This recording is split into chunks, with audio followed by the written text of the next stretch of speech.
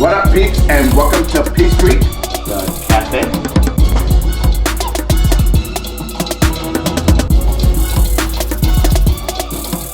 Today I am joined in the cafe in person. Next to me, to my right, is Cristhian. Say hello to the people, Cristhian. Hello. And to my left over here, for the first time at this particular bar, it is Denise. Say hello, Denise. Hello, everyone. All right. So here at Peeps Creek, you know that we always have a conversation centered around a drink. And today I am drinking on some good old coffee.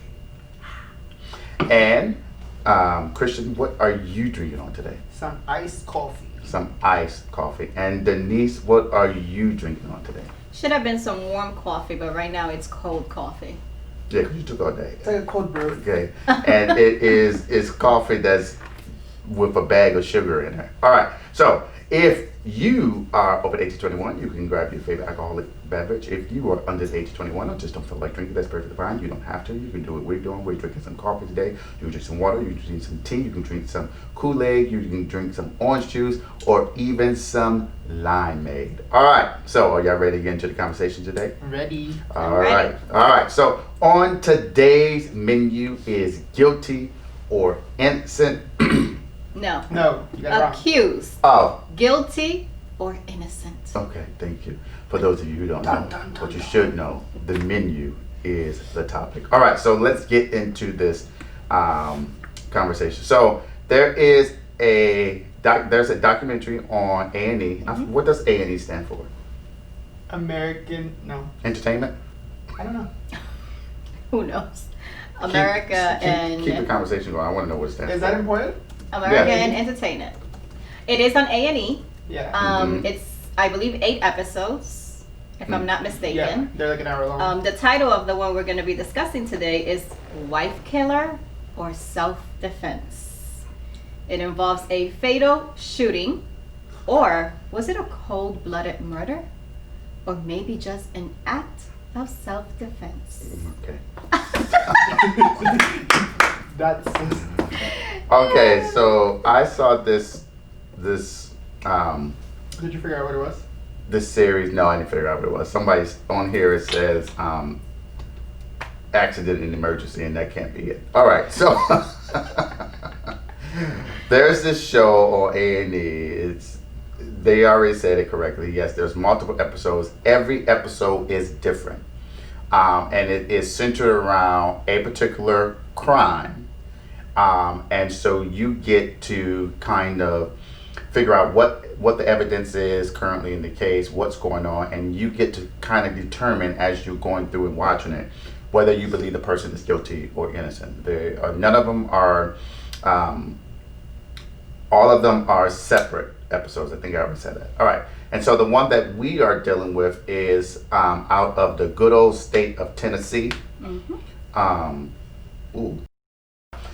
So we are in East Tennessee. We're dealing with an individual by the name of Byran Stephen Lawson. And Mr. Lawson was accused of murdering his wife. His wife is Chandra or Beth Chandra Lawson. Yes, but he called her Chandra. I call her Chandra. All right. So, who wants to kind of set up what happens? The episode starts off with. What's the video? It starts with. No, the episode starts off with the 911 call. Yeah. Oh, that's right. Him crying in the. Brian is crying and he's saying, "I just shot my wife. I can't take it no more, sir. I can't take it no more." Don't make fun of him. Right. I'm not making fun of him. That's what he said. Is that not what he said? It is what he said. It's just the way you actually said it. He didn't sound like that when he was crying? No, they all had accents. He said, "I just shot my wife. I just shot my wife, my son right here. I just shot my wife. I can't take it no more, sir. I can't take it." Yeah, but why is your face like that? Because that's how I imagined it when he was calling. Then what happens is you see the phone call, and then it takes a shot into his attorney's office. And so his attorney is introducing the fact that Mr. Lawson has been charged with murder, first degree murder. And the lawyer is basically, and reckless endangerment, Right. because of the gun. Because when he shot his wife, apparently his son, Oh, I get it. now. Brandon, was standing right next to him when he shot his wife. So Okay? that's the reckless endangerment charge. Correct. Yeah. Gotcha. And that's why he had a no contact order. And he for was the facing child. up to 60 years. Right. Yep.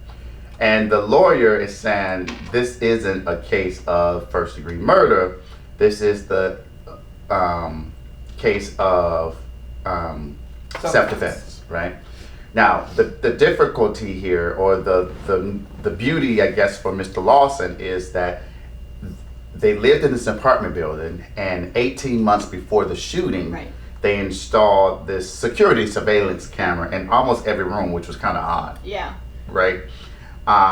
There's a camera in the living room, there's a camera in the bedroom, and allegedly the reason that they installed the surveillance is that there was some woman in the complex stealing, right, robbing, or and so his wife, he, at least as Mr. Lawson said, because the wife ain't here to testify, says that his wife wanted to install. He said that she went and bought it and everything. He Yes, just installed and it. he Right. installed it, right? All right, so we have the footage of what happened that particular day. All right, so go ahead. Before we, just to give a background on their story, so they had been together for 10 years. Right. And she had been in the National Guard. He says that she served 2 tours in Iraq, but apparently she had her neck broken. Yeah, she had an injury, Yeah. which she couldn't. Go back. Did she actually serve? I thought my understanding She was was that gonna she get was deployed. She was Yeah. preparing to be deployed to Iraq, and in the process of the training. I think she that was on going to it. be her 3rd tour, but he Okay. claimed she had already done 2. Okay. And then she was getting ready to go back, but had her neck broken, so she couldn't, and that's when she was prescribed her pain medication. Yeah. And they were both they both had like medical issues. Yes, because he The was guy- born with something on his Yeah. leg. And He had a club foot, not something on his leg. Oh. And then What they is were, that again? So with the club foot is when he was born, his foot was practically turned backwards. So he had all these surgeries where they were trying to fix it and align it appropriately. And so he used the word cripple. And the only reason I'm using the word is that that's what he said. Yeah, I have he a did. crippled foot. Okay. Some people may not like that terminology, but I'm just using the terminology that he subscribed to. So that's what he said. He had a crippled foot. And so that's why he kind of walked and he drug his foot while he walked. He Yeah. had multiple surgeries, I think Yeah. He said over 15 or Yeah. something. Yeah. And then they were both prescribed opioids, and basically they were both substance abusers. Mhm. But one of them got clean, which was him. One, she got pregnant with their with the baby. child, which we'll get to that part later. But I thought that was interesting that they were both addicts. Yeah. And then he was the one. I would assume that it would be the wife, being like, "Oh my God, I just had a kid. Like, let me get sober." Yeah. But it wasn't. That wasn't the case.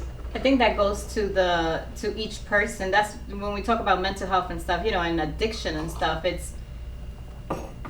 depends on the person, the Yeah. person's will to want to, stop or continue or whatever the case is. For him, it was the son. That was his wake up call. He was saying, Yeah. "I need to get my shit together." Like, and But since what I then- liked about it was that he was very upfront. I don't know if it was the fact that he's facing these charges, so he wanted just to justify certain things.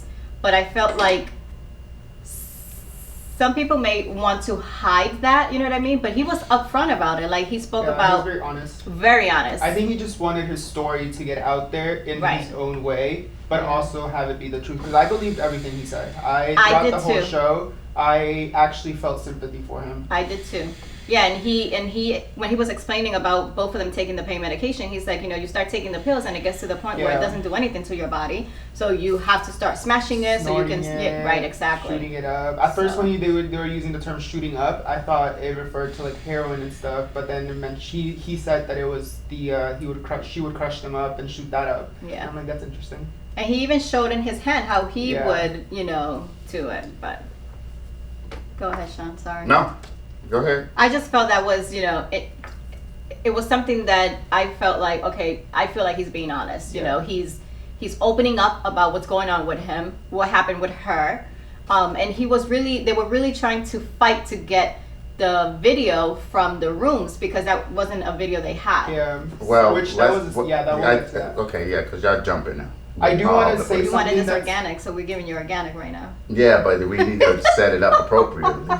I do want to say in the beginning of each episode, they have this screen that says every 3 seconds in the United States, someone is arrested. I thought that was really interesting. Yeah. So someone's getting arrested now. I know. I told Cristhian that I know. as I was watching the episodes in my head, I was like, oh, so someone is getting arrested right now. Someone in Utah just got arrested. Someone in Virginia just got arrested. All right, so let's move back to the story.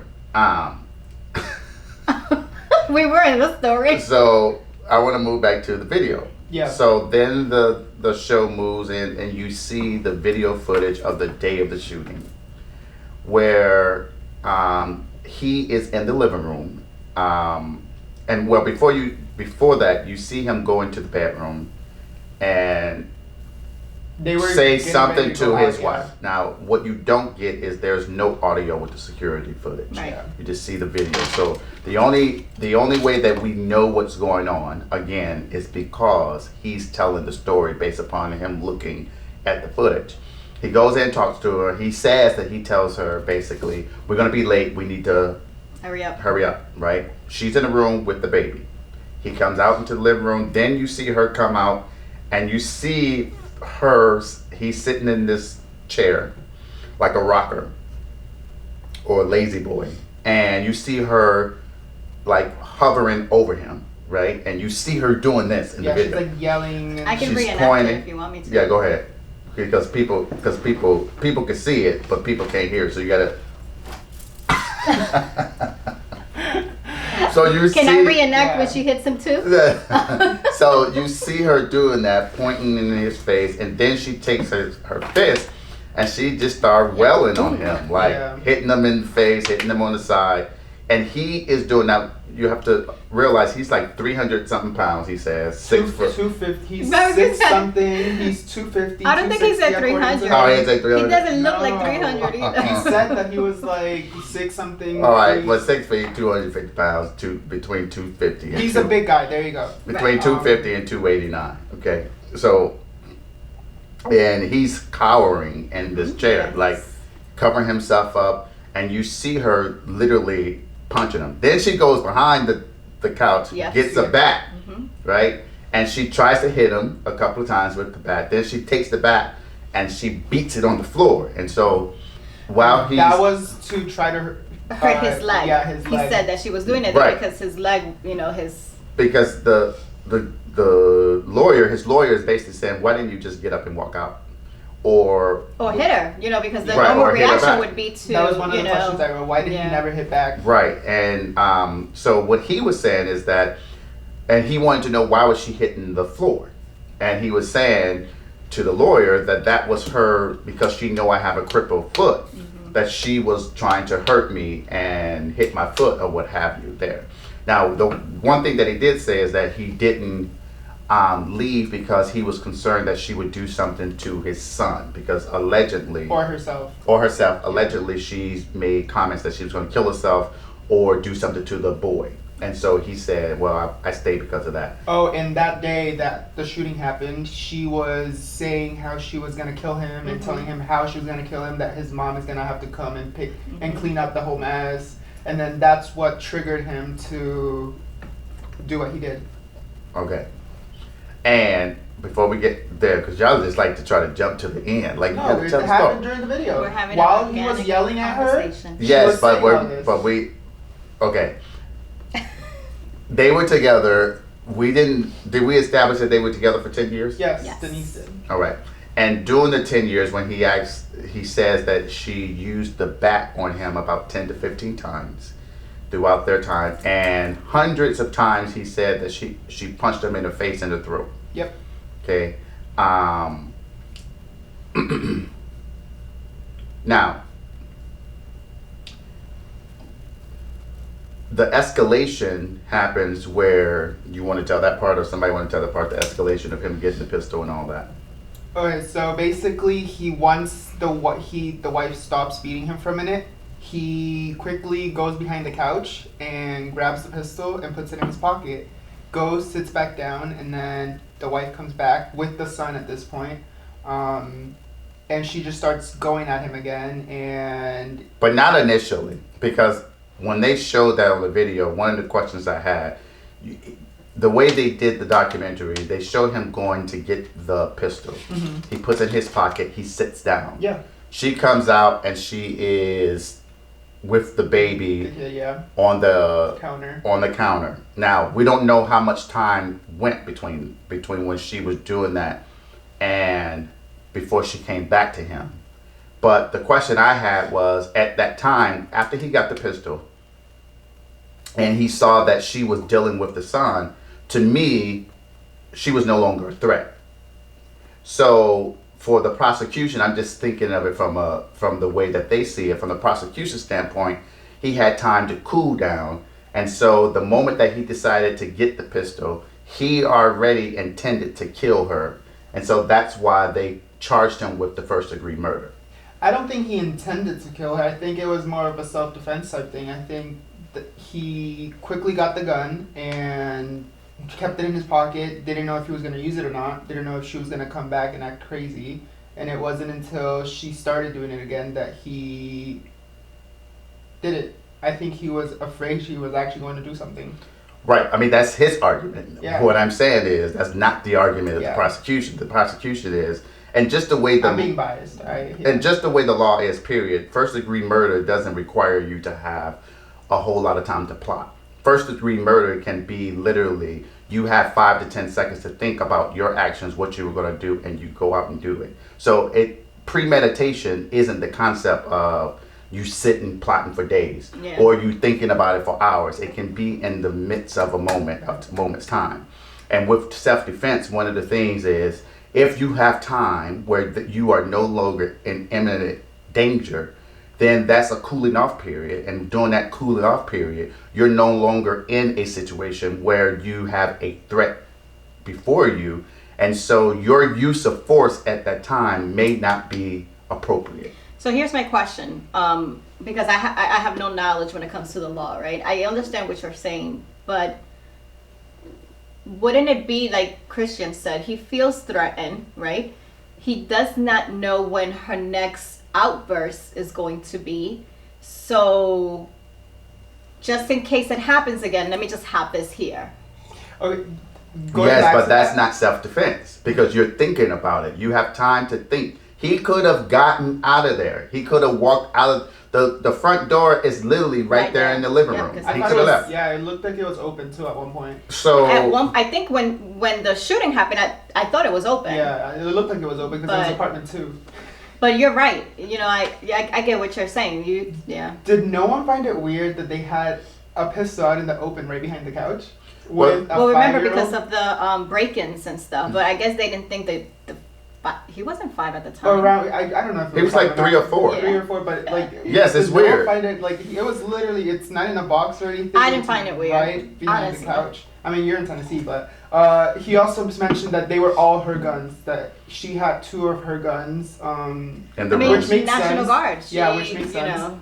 And then I mean, not saying nothing against National Guards. I'm just saying, being in the military, you know, that's one of the things. A hobby you get, you know, shooting and. I just thought it was so weird and bizarre to keep a gun, especially with a toddler in your house, right behind the couch. But didn't she also have one in the room? She had 2. Probably. There was 3 guns they were in right the house. there, there were 3 guns. literally right there. Yeah. So anyhow, so that's what this case really boils down to, right?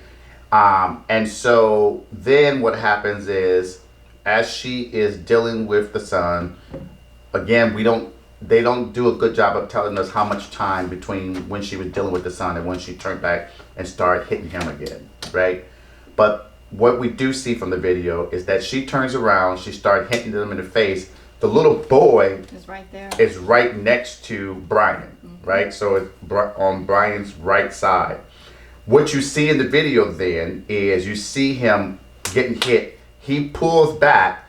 And his hand, now here's another part that I think he had an issue with, is that one of his hands was in his pocket the entire time. That's where the gun was.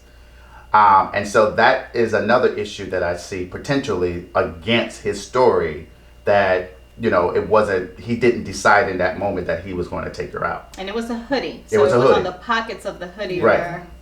Right.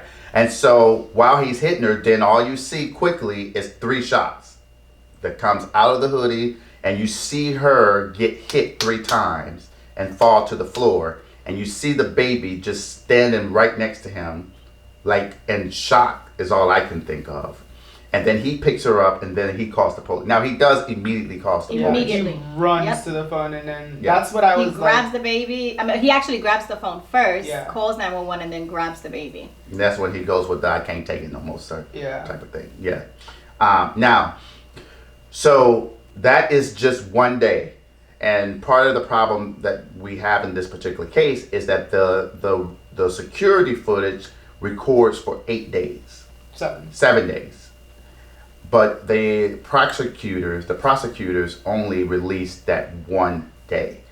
And so he was trying to fight for the additional days, the additional footage, because he was trying to use that to mount his defense. Now, before we get to the breakdown of that, we should talk about the fact that the defense team, their strategy at this point is to kind of label her as someone who has a mental disorder, particularly bipolar disorder, and a substance abuser. So y'all want to talk about that, because I've been talking for a moment. Well, they mentioned on the show, the lawyer, that someone with this condition is 6 times more likely to commit a crime like this, or have like a physical outburst. I thought that was interesting to know, and it also played in favor for Byran dealing with all this. Yeah, so what happens was that the defense went to their own doctor to try to get their expert, and basically this person didn't treat Chandra, Beth, but they were able to obtain her medical records, and so he was examining her records, where he was able to see kind of the fact that she had this bipolar issue. Mm-hmm. And what he said is that when you couple that with substance abuse, and the person is dependent on the substances to take care of whatever effects they're feeling due to their bipolar disorder, when they don't have it, they get into a manic state. And so this manic state, they're 6 times more likely to get into this manic state and have manic behavior, which is what he was saying that she was doing when she was beating. They used the word beating. Now, I don't know, I think you said how we started off, Denise. You were like, well, not beating. She punched him a few times. Slightly. I didn't say slightly, but I thought she was beating him. She probably was. And on multiple. This is just one incident. But okay, so what do you all think though? Is there, if he would have, let's step back, because he does talk about this a little bit. If he was to go out and say, hey, my wife is abusing me, do you think he would have received help, or would he been laughed at? Probably laughed at, especially where he is. He mentioned on the show how there's no group for men. Yeah. But it's like there's groups for women and stuff, and which is actually kind of true. I don't know how it is in Tennessee. I've never heard of like a support group for men that are getting abused by their wives. It might be on Reddit. But I think he would have been laughed at if he was to go and like seek help. I don't know. You know, it's hard. It's just hard to say he would have been laughed on, or he would have gotten the support, because personally I just feel it depends who you're coming to, who you're going to. You know what I mean? Like, I don't know. Because if you come to me and you tell me, if either one of you comes to me and tells me I'm getting abused, I'll probably believe Cristhian. I won't believe you. So it's just hard to say, you know, what they would have done. But that's because of the image. Because you see this guy he's larger and tall, and so you presume that he can't be beat by his wife? Is that why? No, are you asking me why I said he wasn't getting beat up? No, only because to me, beaten up she would have been more intense in the beatings. Like when she had the bat, that to me was she was beating him. But when it came to the punches, I felt it was more of a frustration. And I mean, it doesn't take away from the fact that she was hitting him and it's domestic violence, right? It's domestic violence, period. Is using the word beating up. Okay, let me ask you this question. Yes. Flip the switch. Brian was frustrated, and so he was punching her. Would you say that would not be a beating, and he was just frustrated, or would you call that a beating? I would call it a beating. That's just sexism then. Just call it what it is. It's sexism, people. I'm like, call it what it is. Like, let's be realistic. You're sitting up here trying to sugarcoat it. No, I'm not trying to sugarcoat it. But it's not something that we're accustomed to seeing. We're Right. not accustomed to a male being the victim like, of domestic violence. So, like, just deal with it. Like, or the perception is, oh, those punches don't hurt. They're coming from a female. No, not at all. I'm not For some saying people, that. though. Right. I'm not saying that. It's just, I mean, we all have our own opinions and our own thinking, right? It doesn't necessarily mean they're the right ones, right? When I saw the video, I was like, oh yeah, like you can tell she abuses him just because of the fact of how she kept on hitting him, and he kept, that the fact that he did like this is usually a sign of abuse, right? The way he was doing it. So I don't take away from the fact that there was domestic violence in that relationship.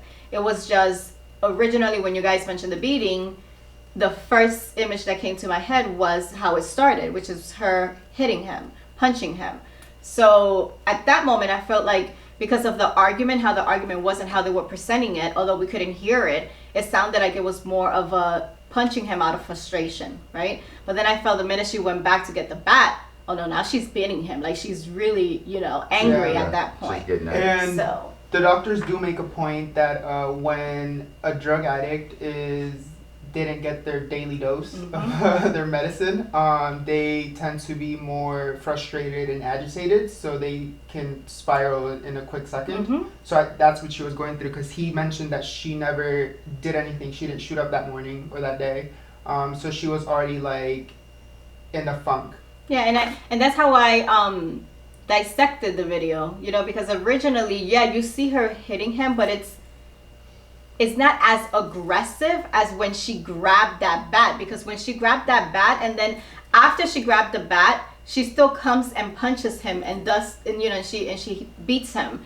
But it's like you can see that she's pissed, like she's upset, But at the beginning, I didn't see that level of being angry. I just saw it more as she was frustrated, and so she was beating him. Let me use the right words for you guys. No, it's perfectly fine. All right, so let's move on.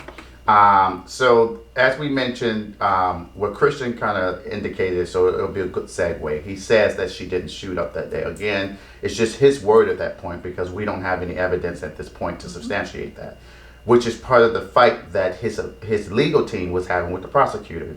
And this leads to a larger conversation. I think I've said this on several occasions, and particularly in regards to the 13th episode, is the power of the prosecution. It's the fact that the prosecutors had the 7 days of footage, but the prosecutors decided that it was only going to release the footage from the date of the shooting. Now, obviously, that footage will help their particular case. Now, here's a thing that is important to know. It's that there's a thing in law called discovery. Discovery is when you get to ask the other side for information about their case, their position, so that you can prepare for your case. Now, there is a criminal side and there's a civil side. In the civil side, almost anything is relevant. You can ask for almost anything. There is fights about, okay, we think you're going a little too far, but you are not as constricted about what you can gain access from the other side. Now, you would think that when it comes to criminal, It's the same way. you would think, right? You would think that because a person's life and liberty is on the line, that they would have a large access, or they would have access to discovery. But that's not how it works. It's not as robust as the civil aspect. And when we go into the courtroom here in Tennessee when they're fighting, you hear the prosecutors say, why do we need to go through these other days when it's not relevant? Yeah. It's like You are this prosecutor, who is presenting a case against this person, is basically saying, look, we already looked at this shit. It ain't relevant. You don't need it. And that is the power of a prosecutor. And you think about that. Now, there is another aspect of that you heard the lawyer say, well, this is exculpatory evidence. Now, the Supreme Court did come out and say that a prosecutor has to release, without a request from the other side, information that's potentially exculpatory. And basically what that means is, if it can shed light on any form or fashion that this may not be the person, or it could present or help their alibi or their defense, you have to release it, right? But again, what's exculpatory is still within the power of the prosecution, right? And so there was this big fight about the video. And ultimately, Byran did win to They get got the video. Got the video, but the video didn't work. Right, and then that was my question. So my question was like, I actually wrote it down. To me, it was like you guys were tampering with it because I wrote that time. what too. do you mean it's not working? Yeah, Like it was a blank file. blank, like he clicked an error. And Right. then that's when the judge was like, get this fixed. Like, Right. get the video out. Like, you guys have the video. And then they finally released it. But Yeah. question to you, and we directed to Sean because he has that, you Yeah. know, Inside. right. Can they do that? Tamper? Yeah, like how can you? Well, first of all, you don't know if we they don't know if they tampered. tampered. Okay. But They tampered. but Because it worked. it Carol just, Baskin. to me, it just seemed a little fishy. I think it was abnormal for them to provide a file that they, first of all, they would not produce something without reviewing it first. They need to know what's on there. Exactly. So I highly doubt that they didn't know what they were doing when Yeah. they gave it to them. Okay. I was so excited too. Like when he clicked on the thing, I was like, okay, we're gonna see it. We're gonna And then- see her shit, and then nothing. No, but at the end of it, they got the footage and everything. did. It showed the proof that she was shooting up. I did, going into that, I did think it was right of her to lock herself in the room. She made the bed. She put the blanket down. Yeah, but what blanket did she use? I know, she used the baby's blanket. But this wasn't the same day. This was earlier in the week. The shooting up was earlier Right, in the 'cause she week. never- Yeah, no, I'm talking what they showed on the footage that he got. Yeah, so just to make that clear, the footage that he was ultimately able to recover were from other days, Yeah, and you get to see at least on one day's footage like 4 that times. she is shooting up. Yeah, he says that she, in the literally on this day, she shot up 4 times. Yeah. And you see in the video that she is calm. Mm-hmm. After she shoots up, she looks like the world is like She's watching roses TV. and peaches and smells like sweet potato pie or something. And she is really happy. And so what he says is that the event that led to the quote unquote shooting, self-defense shooting, was because she was not able to get to that state before, right? Because that morning of the shooting, you do see her very agitated, I think, even in the room. Like, she didn't seem like she wanted to be bothered when he came to the door. See, I didn't see it like that. Yeah, she did. In the room, I just saw it as I'm watching TV. What do you want? You know, like.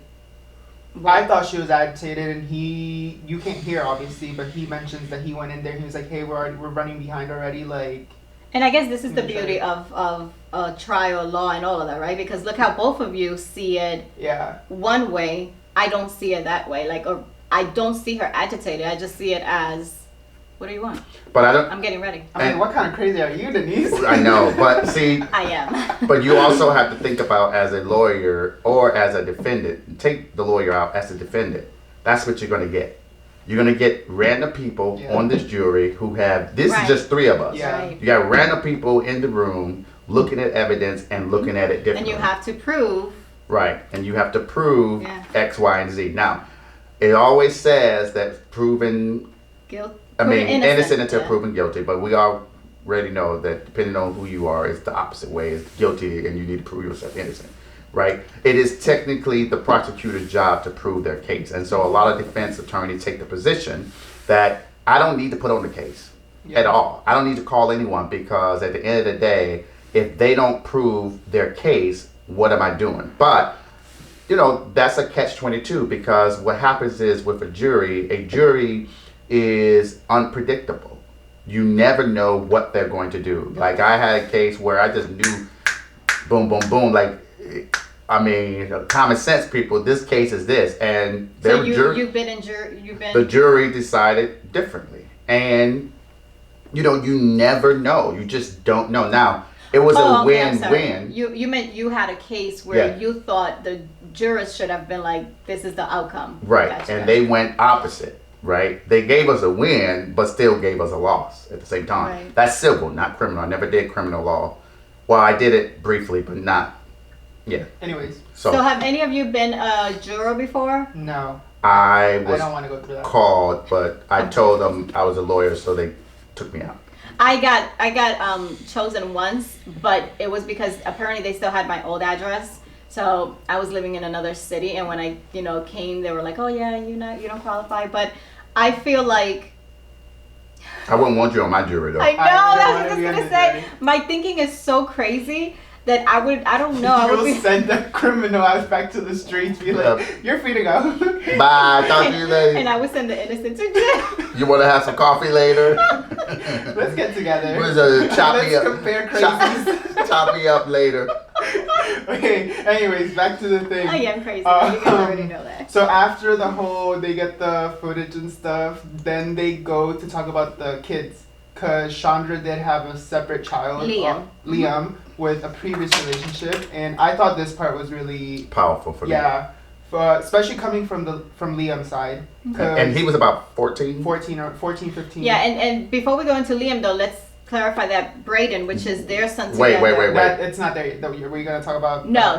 The fact that they did take him, obviously they took him away, but that's Chandra's mother had custody, but shared custody with the grandmother. What is his name? Brian's grandmother as well. Mother. So I just feel like it's important to and that's also, justify that. It's going to come important towards the end with his decision. This is why I'm saying y'all keep jumping. But we're clarifying. We're having an organic conversation. So after they get the footage, then they go to talk about Liam, and Liam is Chandra's kid from previous relationship.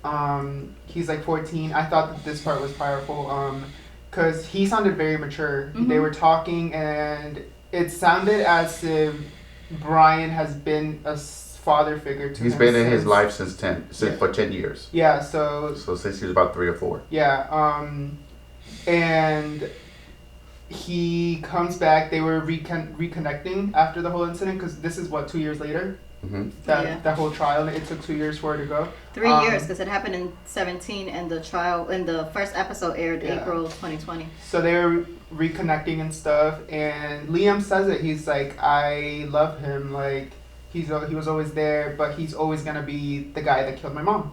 And he admits though that his mom had a temper. He went through it as well. And I think he also knew that she was shooting up. He did mention that, and the fact that Byran also was engaged in shooting up. Yeah.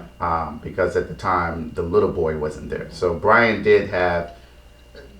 He dealt with drugs. I'm just gonna call it drugs, okay? Substance abuse, whatever.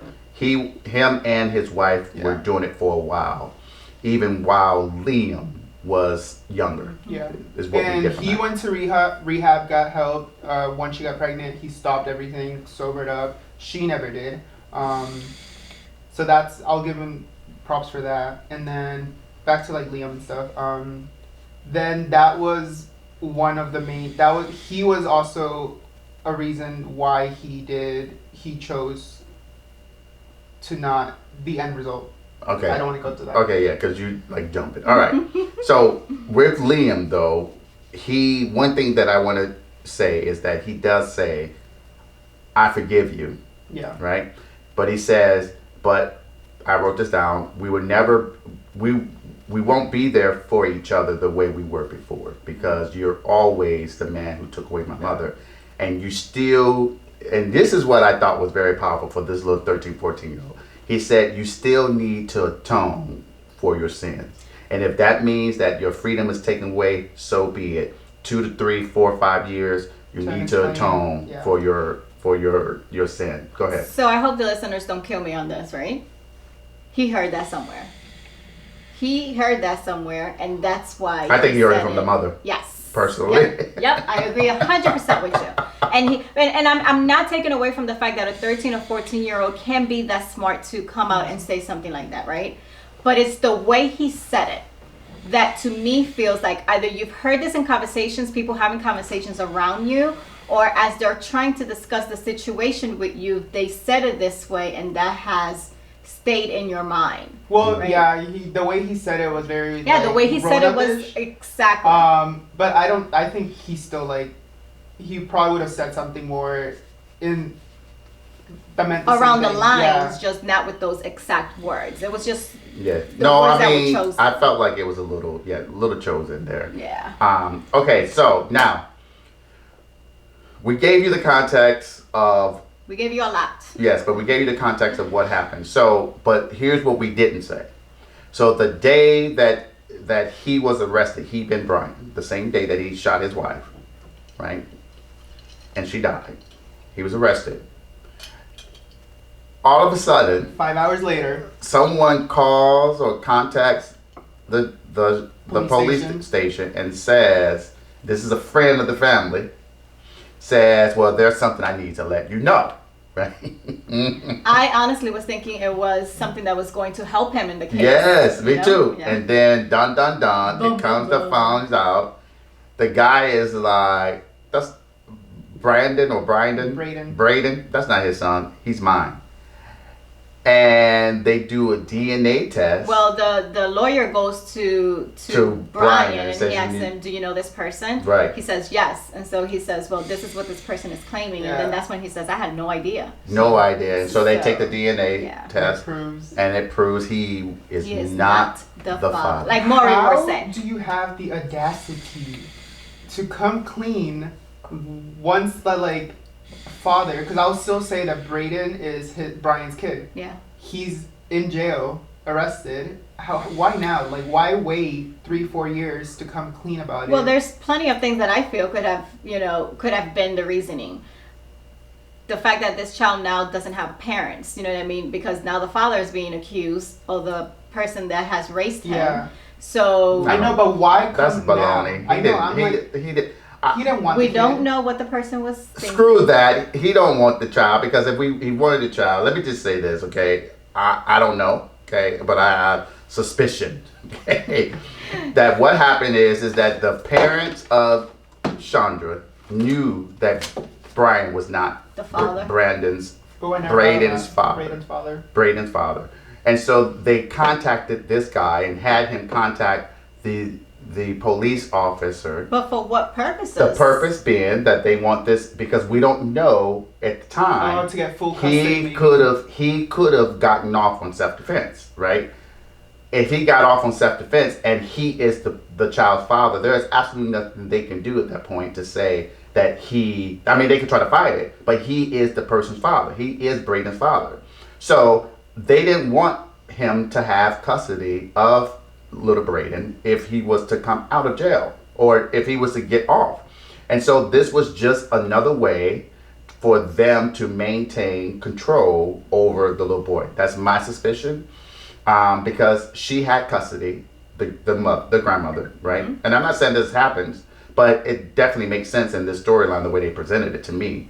And so that's what I immediately thought. But did you think, you thought he was really trying to come in and step in? Because we didn't hear anything about him. We didn't hear. We didn't. And I didn't really, I didn't try to dissect why the person would come out and say it. Oh, I didn't. I didn't think about it now that you mentioned that, I don't know why I'm agree with using the him word dissect. so much. Because you must have just saw it somewhere. Just like, what was the other one? Intrigue. Intrigue. And I was like, that intrigues me. I didn't know. No, but when it came out again, when they said the person called or whatever the person did, I was like, oh, okay, it's gonna be something to help him. Like that's what I felt. But when that situation happened, I was more like, what the fuck? Tell me why. I was pissed. When I Really? when I found that out. I even wrote it on here. I'm like, Chandra's a cheating, abusive whore. Oh my! Literally, I'm not kidding. I wrote that. I was pissed. I'm like, how could you do that to Brian? He looks like such a sweet guy. He can't be a juror either. I'm like, he looks like Put a your big teddy emotions bear. to the side. So yeah, I can't. so anyhow, the defense then goes to they don't do anything with this. There is a no contact order with Braden. So the last day that Brian has seen his son, and he still identified that as the boy as his child, despite the fact that he's not the biological father. The prosecution and the defense meets, and the prosecution puts a deal on the table because they saw the weaknesses in their case. Now, here's another thing. Okay, wait, quick question, because that was another question that I had. So when you come with plea deals, is it, as a prosecution standpoint, right? Is it because you feel your case is not as strong and you may have a chance of losing it? No, it could be, that is a reason. So, I hate to be, prosecutors want to win their cases. Mm-hmm. Right? Just like the defense, the whoever's defending. But as a prosecutor, you want to win your cases. That gets you promotions in the department, that gets you to have more clout, that gets you the opportunity to deal with higher cases with more, I don't know, like stakes, felony cases or things like that, that's going to put you in the spotlight. And especially if you want to progress and you want to actually like run to be the district attorney or something, you want wins, right? Plea deals are not always an indication that there is a weakness in the case. Remember when we talked about 13th, if everyone went to trial, the courts would be so backed up that people would never get to a speedy trial, because the Constitution does say that as a defendant, someone who's accused of a crime, you have a right to a speedy trial, right? And so if your trial is extended over and over, you could potentially get off because of a constitutional violation of them violating your right to a speedy trial from a technical violation. So plea deals are often used as an opportunity to just deal with that case and get a win, A. It's also used, unfortunately, negatively in the sense that that you're dealing with someone who doesn't have a good attorney because they might have a public defender. And I'm not saying there's anything wrong with public defenders, but public defenders are overworked and underpaid, right? And we can't say there's anything wrong because we have Kennedy from Small Great Things that did her best. She did. To try to. That was all fictional. Try to get justice. All right, now. But they're overworked and underpaid. So these plea deals are often shoved down people's throat. And if it wasn't fiction. Huh? It was based on a true story. What? Kennedy. Oh my God, fiction. That book was all fiction. All right, moving on. We were like, what? So that's how plea deals are used. But in this case, yes, the case is weak. And quite frankly, I wouldn't have taken that plea deal. No. Can you talk about the plea deal and say what it was? Okay. Because we have strong opinions about All right, this. so the plea deal was this. So what the prosecution said is, okay, we will remove the first degree murder, we will remove the reckless endangerment, and what we would do is we would call it voluntary manslaughter, but we're going to mitigate it. So it'll be a mitigated voluntary manslaughter. And instead of requiring the 15 years, what it is that because it's mitigated, it's at 20%. So you need to serve at least 20% of that 15-year sentence to be eligible for release, not that you will be released. Parole. And with the intention of being released. And that means you have to go through the parole board. And all that, right? So he has to serve, if he takes this deal, he has to serve at least 3 years before he's eligible for parole. And then It'd still be on his record. and so the family wanted this plea deal because, at least as it was presented in the documentary, because we don't hear anything from the mother, we only hear from Liam as the family representative. Right? I don't even think the mom and the dad of Chandra went to court at all. They weren't showing up. No, they didn't show up, Yeah. but Liam did. Yeah. But the prosecution allegedly communicated with them. Okay, whatever. Now, Brian says, as he is struggling on what to do, what he says is, I know two things. The family don't want the information about their daughter to be made public. The fact that she was on drugs, the fact that she was abusive, she had anger issues. They don't want that to be out there. Then he's struggling with, I also have to think about the boy. He says the boy, but he's talking about Braden. And if I were to fight this, I know that the mother would stop allowing my mother to see Braden. And that will hurt my mother, and then that will also hurt my chances of seeing Braden. So while he is struggling with this plea deal, these are two of the forces that he's also dealing with, on top of the fact that he believes that he's doing everything right. He's told the story correctly. He's telling the truth.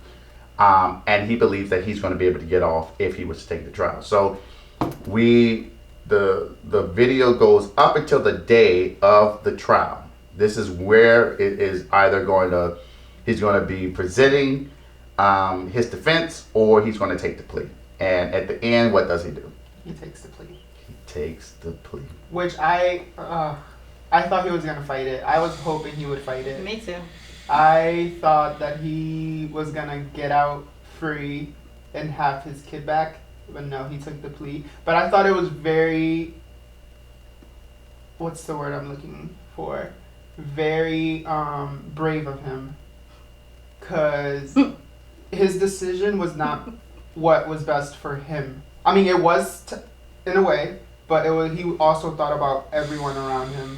He thought about his mom. He thought about Braden. He put all of those factors together to come up with the decision he made. Which I thought, like, someone who actually doesn't care or was selfish, they would have fought it for themselves. I guess I'm selfish. And what was the other word? Huh?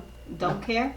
Because F that. I mean, I'm sorry. This may sound heartless. It may sound cold, but that's not your child. And this is your life that's at stake. So you are about to spend 5 years in jail. 3. 15, possibly out at 3.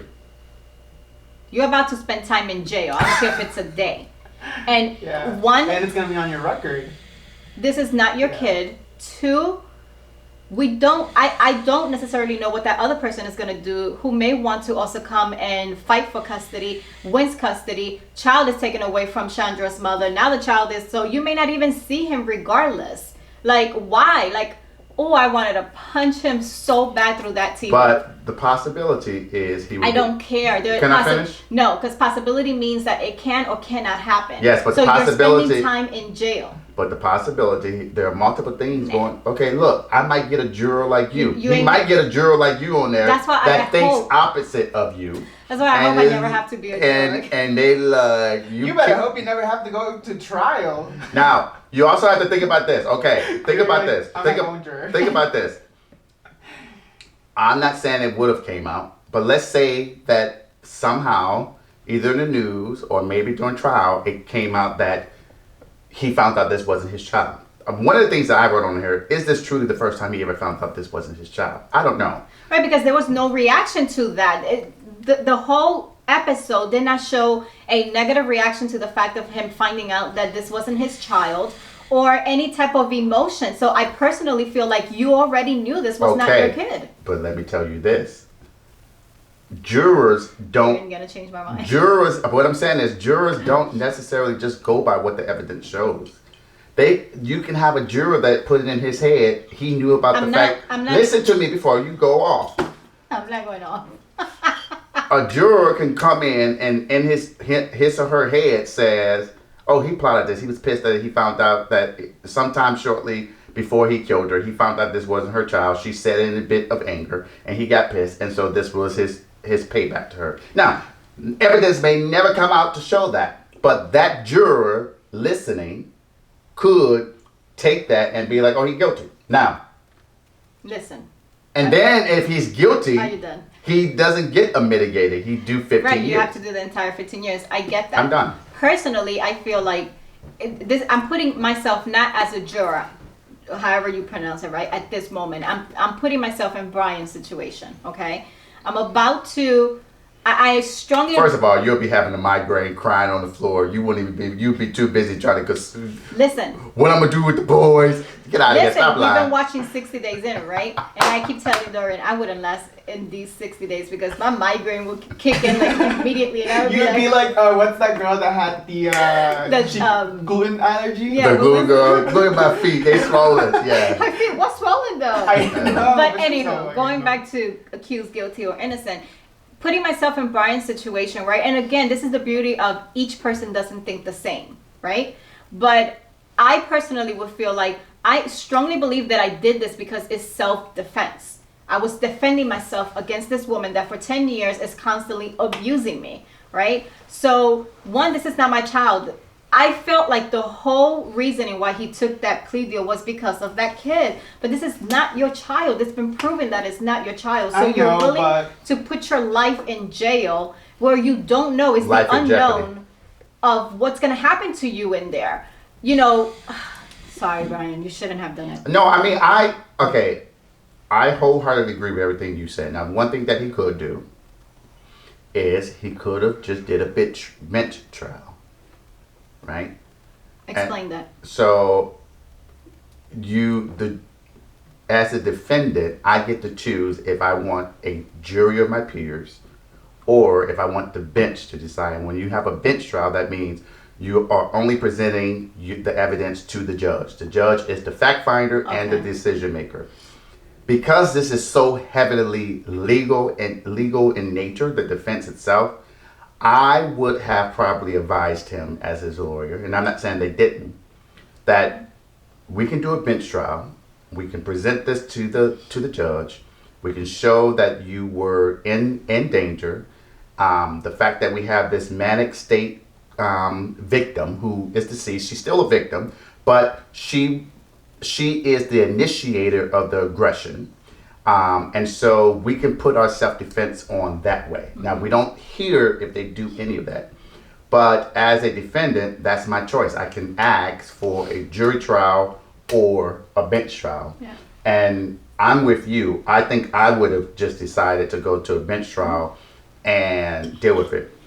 And this just goes to show kind of, I guess his personality was Yes. meek and meaner. Yep. And so that's why he didn't leave. That's why he allowed himself, I'm going to use the word, he allowed himself to be abused. I know that's the wrong word. No one who goes to domestic violence deserves it. But he accepted it and didn't look for other options because he felt like there was no way out. And so here, and even in death, she was still able to control the situation because the child was used, in his head even, used as a chess piece in this decision about whether or not he was guilty or innocent. At least that's the way I look at No, it. I agree. Yeah. And so at the end of the day, he was accused and ultimately he was found guilty because he pled guilty. But it was unfortunate. Yeah. That happened. But it was a good... It wasn't the ending I was expecting, to be honest, because I honestly felt he was going to not accept the plea and go through the trial. Yeah. But... So for those of you out there listening, those of you out there viewing, the show is A&E. It's called Accused, Guilty, or Innocent. We may do... I like it. we're definitely doing episode 3. So we are going to do that as well. This is a new series. This is a new series. Yeah, we're going to do that as well. And then... and episode 4. Ooh, in episode 6. I know, right? All right. Episode 6 or 25? I don't know. But I'm on episode 2. All right, people. So that is the episode for today. I want to thank Cristhian for being here. Say goodbye to the people, Cristhian. Bye. Ciao. And Denise, say goodbye to the people. Bye, guys. Until next time. Until Which will next probably be time. through Zoom. All right, yes. And until next time, continue to drink, listen, and converse. And by the way, for those of you who out there, let me give this quick disclaimer. For those of you out there who are actually viewing this video, we are actually doing multiple recordings today. So we are going to be wearing the same outfit. Speak for yourself. They taking advantage of me since I'm down here. All right. So until next time, continue to drink, listen, and converse. Peace and love.